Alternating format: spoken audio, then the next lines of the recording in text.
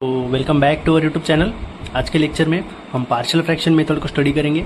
Already हमने Laplace transform और inverse Laplace transform ये बहुत अच्छी तरीके से कवर किया है। आज हम इन्वर्स लैप्लास में पार्शियल फ्रैक्शन मेथड को स्टडी करेंगे। इस लेक्चर में with example partial fraction method क्या होता है, कौन कौन से टाइप होते हैं, कैसे सॉल्व करते हैं और एग्जाम में कौन कौन से जो है किस टाइप के क्वेश्चन आ सकते हैं। ठीक है, सब कुछ इस लेक्चर में हम डिस्कस करेंगे, तो वीडियो पूरा देखिए। ठीक है, तो चलिए सबसे पहले देख लेते हैं पार्शियल फ्रैक्शन मेथड होता क्या है। ठीक है, उसमें पहली केस होती है when denominator contains non repeated linear factor, that is power of x is 1।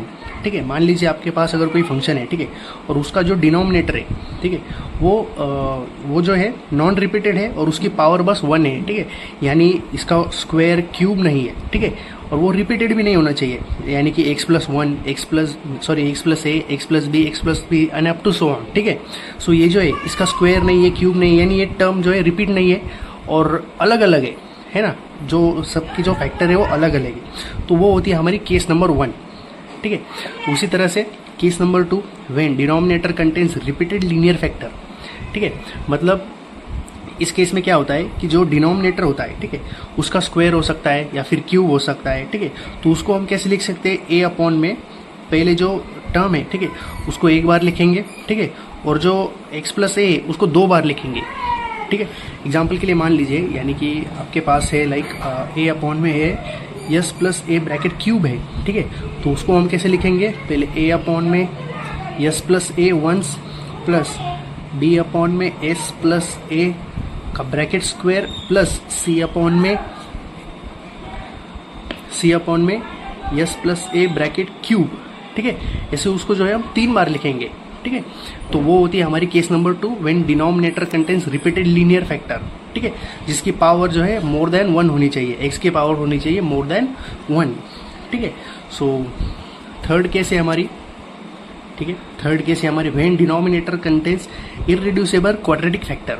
ठीक है, अगर आपको कोई क्वाड्रेटिक फैक्टर दिख जाए like a x square plus b x plus c या p x square plus q x plus r, है ना, तो वो होती है हमारी क्वाड्रेटिक फैक्टर। ठीक है, क्वाड्रेटिक इक्वेशन आपको पता होगा, x square plus 2x plus c, like ऐसा, है ना, तो वो होता है हमारी क्वाड्रेटिक फैक्टर। ठीक है, तो उसको हम कैसे लिखते हैं, ए एक्स प्लस बी, ठीक है, यानी सी एक्स प्लस डी ऐसे लिखते हैं। यहाँ पे हम कैसे करते हैं, ए के नीचे एक टर्म फिर बी के नीचे एक टर्म। ठीक है, केस वन में भी ए के नीचे एक टर्म फिर बी के नीचे दूसरी टर्म फिर सी के नीचे तीसरी term and up to so on. ठीक है, तो यहाँ पे भी हम सिमिलर वैसे ही लिखेंगे।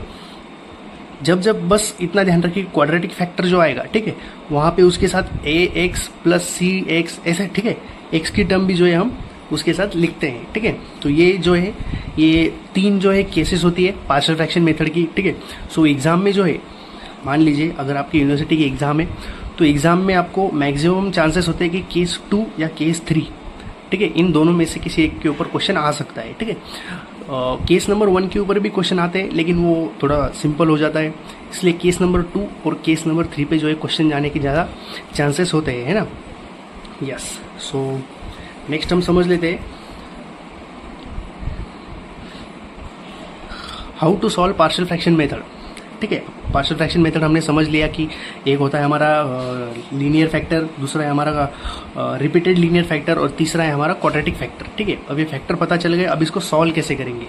ठीक है, how to solve by partial fraction method. ठीक है, तो सबसे पहला है हमारा आइडेंटिफाई द केस। ठीक है, हमें केस को आइडेंटिफाई करना है कि वो कौन सी केस है, केस नंबर ए है, केस नंबर बी है या फिर केस नंबर सी है। ठीक है, देन नेक्स्ट है हमारा if there is a first और second case then find the value of a. ठीक है, b equals to 0, c equals to 0। ठीक है, अब ये क्या है, ये थोड़ा ध्यान से समझ लीजिए। मान लीजिए हमें अगर एग्जाम में क्वेश्चन आ जाए, ठीक है, यस, एग्जाम में अगर हमें ए या फिर बी, ठीक है, ए या बी के केस के ऊपर अगर क्वेश्चन आ जाए, तो उसको हम सॉल्व कैसे करेंगे। सो हाँ, ऐसा अगर क्वेश्चन है, ठीक है, सबसे पहले हम क्या करेंगे, उसका जो है क्रॉस मल्टीप्लाई कर लेंगे। ठीक है, और हमें जो है ए बी और सी की वैल्यू निकालनी पड़ती है। ठीक है, पार्शियल फ्रैक्शन मेथड में, तो उस समय हम क्या करते हैं, हमें अगर ए की वैल्यू निकालनी है तो बी और सी के जो टर्म है उसे हमें 0 करना पड़ता है। ठीक है, मान लीजिए हमें एग्जाम में है a s minus 1 plus b of s minus 2 plus c of s minus three. ठीक है, तो हमें जो है इसमें ए और बी सी की वैल्यू निकालनी पड़ती है। तो सबसे पहले हम ए की वैल्यू निकालेंगे, फिर बी की वैल्यू निकालेंगे, फिर सी की वैल्यू निकालेंगे। ठीक है, तो ए की वैल्यू निकालने के लिए हमें ऐसा कुछ करना होगा कि बी और सी, ठीक है, ये दोनों जीरो हो जाए। ठीक है, अभी हम नेक्स्ट एग्जाम्पल में हम आपको समझाएंगे। ठीक है, अभी आप इतना समझ लीजिए कि अगर ए की वैल्यू निकालनी है तो बी और सी को जो है जीरो करना पड़ेगा। सिमिलरली बी की वैल्यू निकालनी है तो ए और सी को जीरो करना पड़ेगा। अगर सी की निकालनी है तो ए और बी को जीरो करना पड़ेगा। ठीक है, अगर क्वेश्चन में ए और बी, ठीक है, दोनों ही दिया रहा है, हमें सी नहीं दिया हो तो ए की वैल्यू निकालना पड़ेगा, बी को जीरो करना पड़ेगा, बी की वैल्यू निकालना पड़ेगा, ए को जीरो करना पड़ेगा। ठीक है, यस। सिमिलरली यहाँ पे भी वैसा ही है, क्रॉस मल्टीप्लाई करेंगे, ए बी की वैल्यू निकालेंगे और जो ए बी के साथ, ए के साथ अगर जो बी और सी है तो बी और सी को जो है जीरो कर देंगे। ठीक है, अब नेक्स्ट एग्जांपल में हम देखेंगे। यस, सो नेक्स्ट क्या है हमारा, इफ थर्ड केस है हमारी, if it is a case of quadratic then compare coefficient of x square x constant to find the value of a x plus b. ठीक है, अब इसको थोड़ा सा ध्यान से समझ लीजिए। अगर एग्जाम में थर्ड केस के ऊपर हमें क्वेश्चन आ जाए, ठीक है, क्वाड्रेटिक केस के ऊपर, तो उस समय हम क्रॉस मल्टीप्लाई करेंगे और ये जो कोएफिशिएंट होते हैं, ठीक है, उसको हम जो है कंपेयर करेंगे। ठीक है, अभी डे बाय डे जब हम प्रॉब्लम सॉल्व करेंगे, ज़्यादा से ज़्यादा क्वेश्चन सॉल्व करेंगे, तो आपको जो है बहुत आसान लगेगा। ठीक है, अभी फिलहाल के लिए आप पढ़ लीजिए इसको।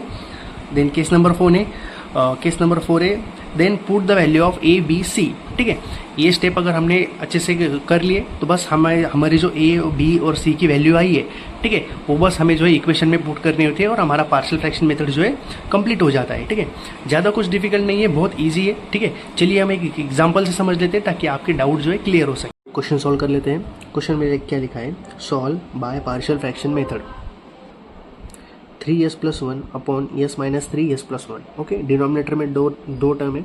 ओके, तो इसको हम स्प्लिट करके लिखेंगे। तो सबसे पहले हम गिवन लिख लेते हैं।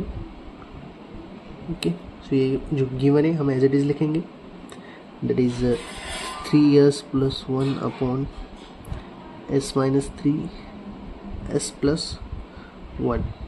ओके, इसको स्प्लिट करके लिखो।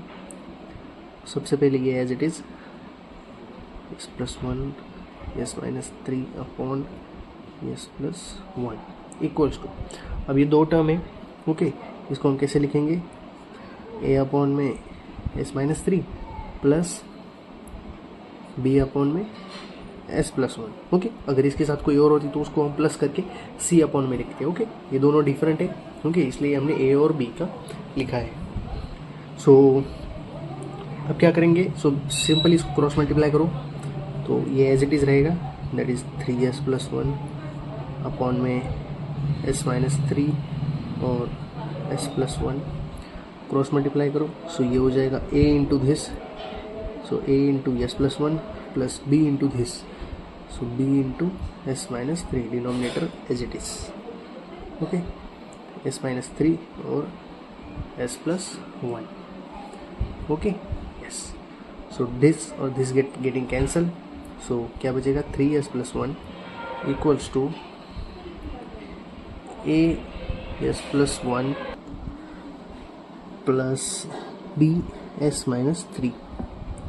Okay, yes.